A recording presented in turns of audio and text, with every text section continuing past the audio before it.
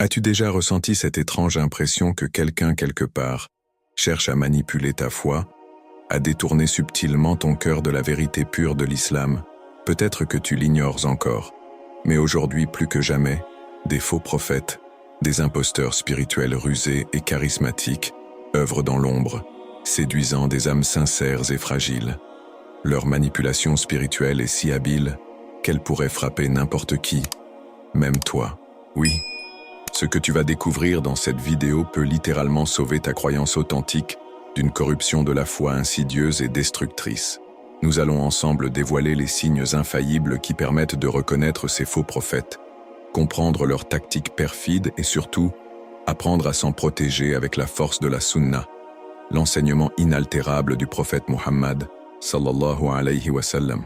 Beaucoup de personnes qui regardent nos vidéos ne sont pas encore abonnées, et je ne voudrais surtout pas que tu rates les prochaines révélations spirituelles puissantes que nous partageons ici. Alors, avant d'aller plus loin, abonne-toi dès maintenant, active les notifications et reste avec nous jusqu'à la fin, car ce que tu vas apprendre aujourd'hui pourrait bien être ce qui préservera ton âme d'une fitna dont peu comprennent la gravité. Ce n'est pas simplement une vidéo, c'est un avertissement prophétique, une invitation urgente à t'armer de discernement face à un phénomène aussi ancien que dangereux. La montée inexorable des faux prophètes à l'approche de la fin des temps. Prépare-toi, ce que tu vas entendre pourrait bien transformer ta vision de ta foi, à jamais. Ah, mon cher frère, ma chère sœur, laisse-moi te prendre par la main spirituellement, comme un humble guide qui t'accompagne sur ce sentier mystérieux. Le prophète Muhammad, sallallahu alayhi wa sallam, nous a prévenus avec des mots d'une gravité saisissante. Il y aura parmi ma communauté 30 menteurs acharnés, chacun prétendant être un prophète. Cette prophétie n'est pas un simple récit du passé, mais un avertissement prophétique vivant, vibrant encore aujourd'hui dans le cœur de la communauté musulmane. Pourquoi? Parce que ces faux prophètes, ces imposteurs spirituels, continuent de surgir, drapés de charisme et de prétendues révélations. C'est une fitna d'une subtilité terrifiante, un mensonge religieux qui, sous couvert de vérité, égare même les plus sincères. Dans les recueils authentiques des hadiths, notamment Sahih al-Bukhari et Sahih Muslim, ce discours prophétique est transmis fidèlement, nous avertissant des temps à venir. Les fins des temps seront marquées par l'abondance de ces kadhdab, menteurs effrontés. Ils se présenteront avec des messages séduisants, des appels à une prétendue réforme, mais en réalité, ils sèmeront la déviation religieuse au sein de la communauté musulmane. Subhanallah, quel test pour le discernement! C'est précisément pour cela qu'Allah, subhanahu wa ta'ala, nous exhorte à rechercher la protection spirituelle par des prières sincères et une adhésion ferme à la croyance authentique. L'importance de comprendre que la prophétie a été scellée avec Muhammad, sallallahu alayhi wa sallam, est capitale. Il est le sceau de la prophétie, Khatam an-Nabiyyin, comme Allah subhanahu wa ta'ala l'affirme dans le noble Coran. Muhammad n'a jamais été le père de l'un de vos hommes, mais le messager d'Allah est le dernier des prophètes. Surat al-Ahzab, 33-40. Voilà, mon ami, la boussole spirituelle qui nous permet de reconnaître qu'aucune autre révélation ne peut prétendre à la légitimité. Toute personne qui proclame être envoyée après lui est inévitablement un imposteur spirituel, une tentation spirituelle qu'il nous faut éviter avec vigueur. Et aujourd'hui, ne sens-tu pas que cet avertissement prophétique résonne plus fort que jamais?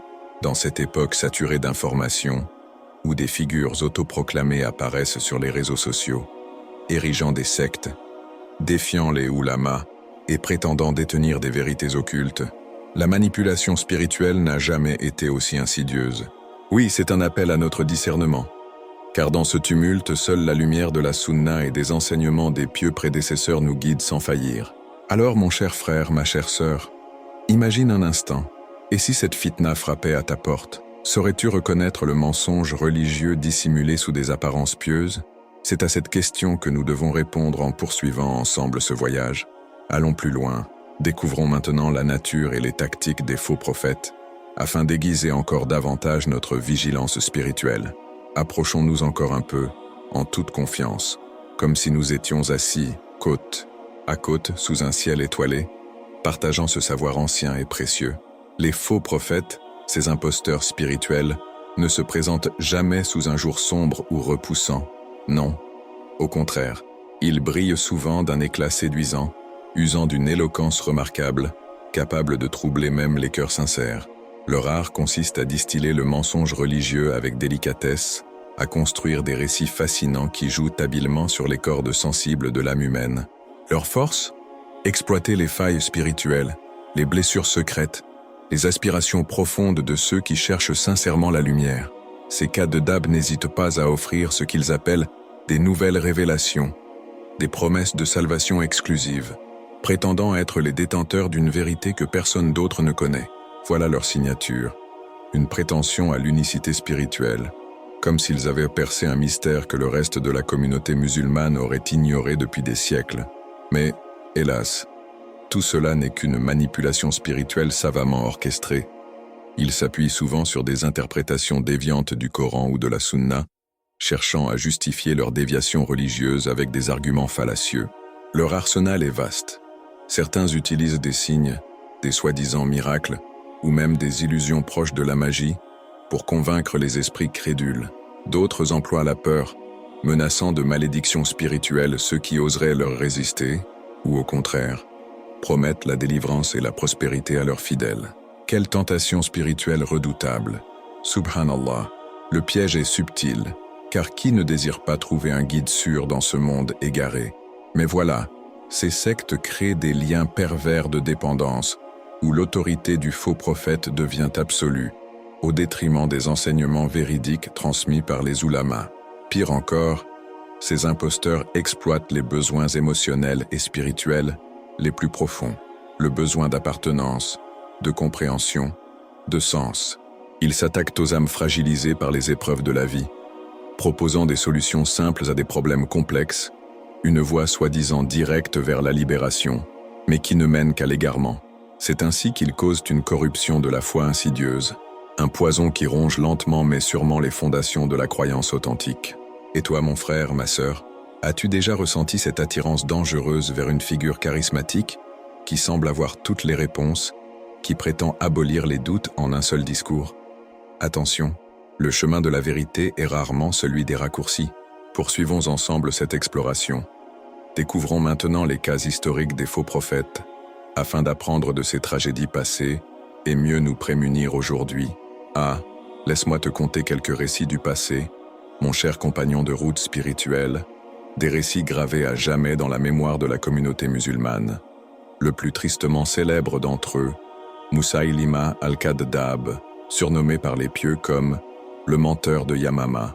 Cet imposteur spirituel a osé défier le sceau de la prophétie, prétendant être le co-destinataire des révélations divines, aux côtés du prophète Muhammad, sallallahu alayhi wa sallam. Quelle déviation religieuse monumentale! Sa prétention n'était pas qu'un simple mensonge religieux. Elle a semé une fitna dévastatrice, causant des guerres sanglantes qui ont coûté la vie à des milliers de musulmans sincères. Mais Musaylima n'était pas seul dans cette entreprise infernale. Al-Aswad al-Ansi au Yémen a également revendiqué la prophétie, se livrant à une manipulation spirituelle brutale, usant même de la terreur pour soumettre les tribus. Puis, il y eut Tulayha al-Asadi, qui, malgré son égarement initial, eut la particularité rare de se repentir sincèrement et de rejoindre les rangs des croyants. Subhanallah, quelle leçon précieuse! Même un égaré peut, par la miséricorde d'Allah subhanahu wa ta'ala, retrouver la voie de la croyance authentique. Mais que d'autres, au contraire, ont persisté dans leur erreur, constituant des sectes qui ont défié les ulamas et mis en péril la cohésion de la communauté musulmane. Le poids historique de ces impostures est immense. Chaque fois, elles ont engendré la fitna, cette désunion spirituelle et sociale qui affaiblit la Oumma. On observe un schéma récurrent.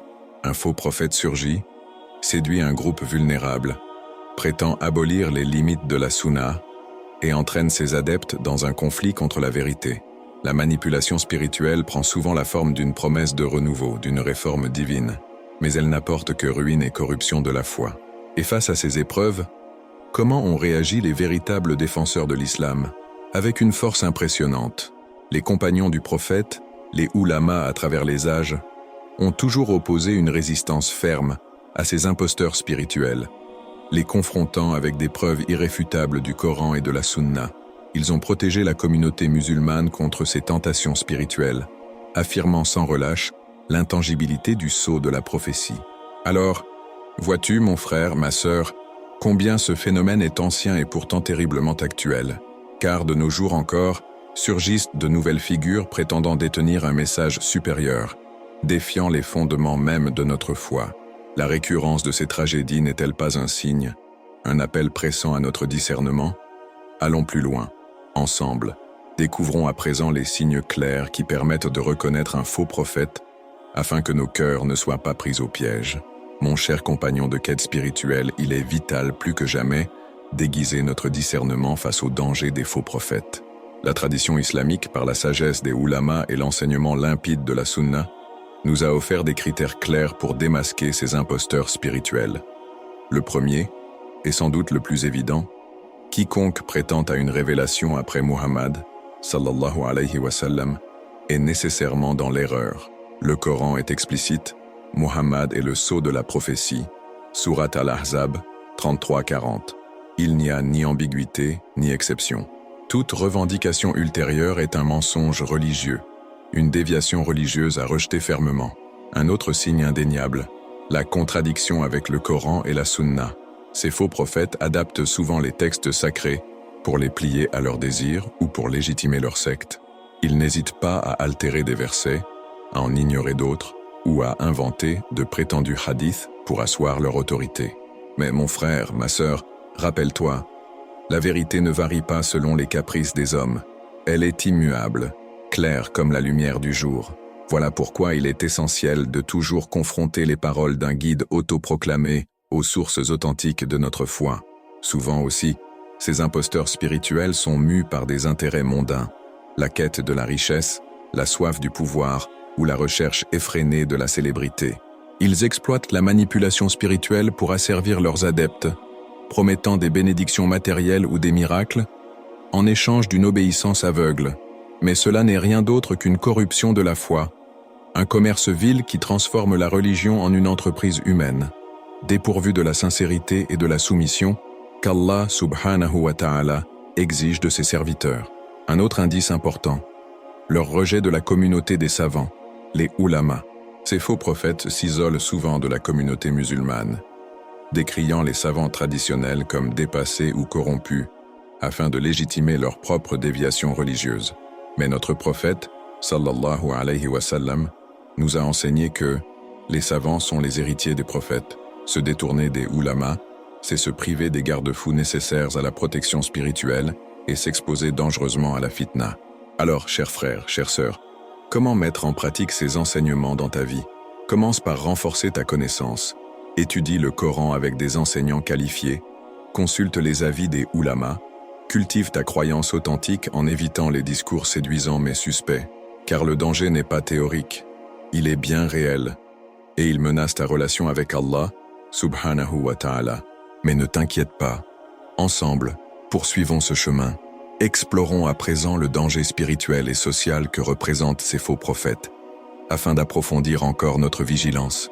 Ah, mon frère, ma sœur, que de drames et de douleurs ont semé ces faux prophètes, ces imposteurs spirituels qui, derrière des sourires enjôleurs, ont plongé tant d'âmes dans l'abîme de la corruption de la foi. Leurs méfaits ne s'arrêtent pas à l'individu, ils infectent des familles entières, divisent des communautés, créent des sectes qui se dressent contre la communauté musulmane dans son ensemble. Chaque fois qu'un de ces cas de dab apparaît, il déclenche une fitna, un chaos spirituel et social qui déchire le tissu fragile de notre Ummah. Les exemples ne manquent pas, hélas. Combien de groupes se sont formés autour d'un imposteur spirituel, persuadés de suivre la vérité, alors qu'en réalité, ils étaient emportés par une manipulation spirituelle insidieuse. Ces adeptes, souvent animés d'une foi sincère mais mal orientée, finissent par s'isoler, coupés de la sunna et des oulémas, vivant dans un microcosme où toute critique est perçue comme une trahison. Quelle tragédie!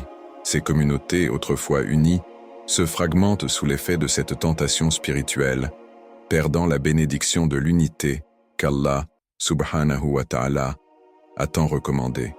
Le risque ne s'arrête pas à la division, il atteint aussi l'âme individuelle. Celui qui suit un faux prophète s'expose à la confusion, à l'égarement voire à l'apostasie. Privé de repères authentiques, il devient vulnérable aux extrêmes. Soit il s'enferme dans une foi déformée, soit il rejette la foi en bloc, dégoûté par l'abus qu'il a subi. Le cycle est pervers. Manipulation, puis dépendance, et enfin destruction spirituelle. N'est-ce pas là la ruse du shaitan, qui cherche par tous les moyens à éloigner l'homme de la croyance authentique, et à notre époque, cette dynamique est exacerbée par les réseaux sociaux. Jadis confinés à des villages ou à des cercles restreints, les faux prophètes disposent aujourd'hui de plateformes mondiales pour diffuser leurs mensonges religieux en quelques clics. Des vidéos, des messages séduisants, des communautés virtuelles, autant de moyens de répandre la fitna à une échelle sans précédent. La manipulation spirituelle devient virale, et des milliers, voire des millions, peuvent être séduits avant que l'alerte ne soit donnée. Alors, toi qui écoutes ces paroles, ressens-tu l'urgence de cette vigilance? Es-tu prêt à affûter ton discernement, à renforcer ta protection spirituelle contre ces périls contemporains? Ne t'inquiète pas, nous ne sommes pas seuls. Notre tradition regorge d'enseignements pour nous prémunir. Allons plus loin. Découvrons ensemble comment le musulman doit se protéger des faux prophètes, pour que ta foi reste ferme comme le roc et pure comme l'eau de la source. Viens, mon frère, ma sœur, asseyons-nous encore un instant dans ce cercle de confiance spirituelle et apprenons ensemble comment ériger les remparts de notre âme face à ces faux prophètes, ces imposteurs spirituels qui rôdent, cherchant à semer la corruption de la foi. La première clé, la plus essentielle, est de fortifier ta akida, ta croyance authentique en l'unicité d'Allah subhanahu wa ta'ala et en la clôture définitive de la prophétie par Muhammad sallallahu alayhi wa sallam. C'est ce sceau de la prophétie qui est ton premier rempart. Tant que tu crois fermement qu'il n'y aura plus de prophète après lui, aucune séduction ne pourra t'égarer. Mais cela ne suffit pas. Il te faut aussi rechercher activement le savoir authentique, le ilm shari, auprès des ulamas reconnus pour leur piété et leur érudition. Car celui qui ignore les fondements de sa foi devient vulnérable à la manipulation spirituelle. Ne te contente pas d'informations glanées ici et là sur Internet. Va vers les savants, assiste à leur cercle, lis les ouvrages recommandés par les autorités de la communauté musulmane.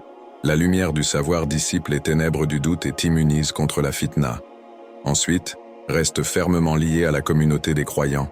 Ne te laisse pas séduire par ces sectes qui prônent l'isolement, la rupture avec la Oumma. L'union est une protection, la division est un piège. Le prophète, sallallahu alayhi wa sallam, nous a enseigné « Le loup dévore la brebis isolée ». Ces faux prophètes prospèrent justement dans les recoins isolés de la société, là où les âmes perdues cherchent un guide à tout prix. Ne leur donne pas cette opportunité. Sur le plan pratique, ancre ta vie dans les pratiques spirituelles régulières, multiplie les duas de protection, récite les invocations du matin et du soir, lise assidûment le Coran, en particulier les sourates protectrices comme Al-Falaq et An-Nas. Ce sont des boucliers invisibles mais puissants contre toute tentation spirituelle. Sois vigilant, observe les comportements de ceux qui se présentent comme des guides. S'ils recherchent la notoriété ou les gains matériels, éloigne-toi sans hésiter. Ce n'est pas ainsi que les vrais serviteurs d'Allah subhanahu wa ta'ala agissent. Enfin, prends garde aux promesses séduisantes de solutions miracles ou de révélations occultes. Le chemin vers Allah subhanahu wa ta'ala est clair, tracé par la sunna et les enseignements des pieux prédécesseurs. Celui qui prétend te montrer un raccourci, en dehors de ce sentier lumineux, n'est autre qu'un imposteur spirituel. Mais ne crains rien. Ensemble, poursuivons cette quête. Il est temps maintenant d'approfondir notre réflexion sur le véritable guide spirituel en islam et la place unique du prophète Muhammad, sallallahu alayhi wa sallam, dans nos vies. Mon frère, ma sœur, en arrivant à ce point de notre voyage spirituel, il est temps de poser un regard profond et sincère sur celui qui demeure, pour l'éternité, notre unique véritable guide spirituel, le prophète Muhammad, sallallahu alayhi wa sallam. Lui seul est le modèle parfait, le sceau du message divin, le sceau de la prophétie, comme l'a révélé Allah, subhanahu wa ta'ala.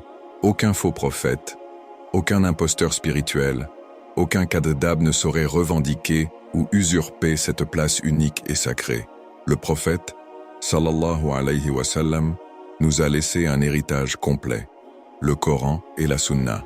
Ses compagnons, Les salafs ont transmis cet héritage avec une fidélité exemplaire.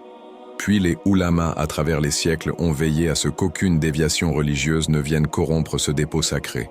Toi aussi, tu es le dépositaire de cette tradition. Elle t'appelle à la responsabilité, à la vigilance, à la protection spirituelle contre toute manipulation spirituelle qui pourrait altérer ta croyance authentique.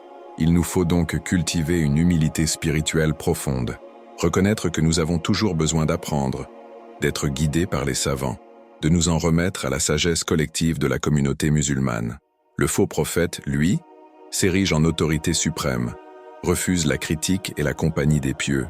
À l'inverse, le croyant sincère reste attaché aux ulamas, se méfie des sectes et s'arme du discernement nécessaire pour distinguer la vérité du mensonge religieux. Alors, permets-moi de te poser une question intime. Marches-tu sur les traces du prophète, sallallahu alayhi wa sallam, ou es-tu tenté par ces chemins séduisants mais périlleux que tracent les imposteurs spirituels? La réponse ne se trouve pas dans mes paroles, mais dans ton cœur, dans ta sincérité face à Allah subhanahu wa ta'ala. Il n'y a pas de place en islam pour de nouveaux prophètes, ni pour de nouvelles révélations. L'islam est complet, parfait, et il suffit à combler toutes les aspirations de ton âme. Alors mon frère, ma sœur, restons fermes, avançons ensemble sur ce sentier lumineux, fort de la certitude qu'Allah, subhanahu wa ta'ala, nous a déjà tout donné par son prophète bien-aimé sallallahu alayhi wa sallam. Et pour approfondir cette prise de conscience, allons sans plus tarder à la conclusion de ce voyage, afin de sceller cette réflexion et d'inviter chacun à partager son expérience. Et toi, as-tu déjà croisé sur ton chemin quelqu'un qui prétendait détenir une vérité spirituelle supérieure, qui t'a fait douter même un instant de ta croyance authentique? Partage ton expérience en commentaire. As-tu été témoin d'une manipulation spirituelle, d'une tentation spirituelle aussi subtile qu'inquiétante? Ton avis est précieux et peut éclairer d'autres frères et sœurs qui traversent peut-être les mêmes épreuves. Alors, écris un commentaire et engage la discussion avec notre communauté musulmane bienveillante. N'oublie surtout pas de t'abonner et d'activer les notifications. Ainsi, tu ne manqueras aucun de nos futurs contenus qui te guideront dans la protection spirituelle et te préserveront des pièges des imposteurs spirituels. Et surtout, regarde la vidéo qui s'affiche maintenant à l'écran, car elle complète parfaitement celle-ci.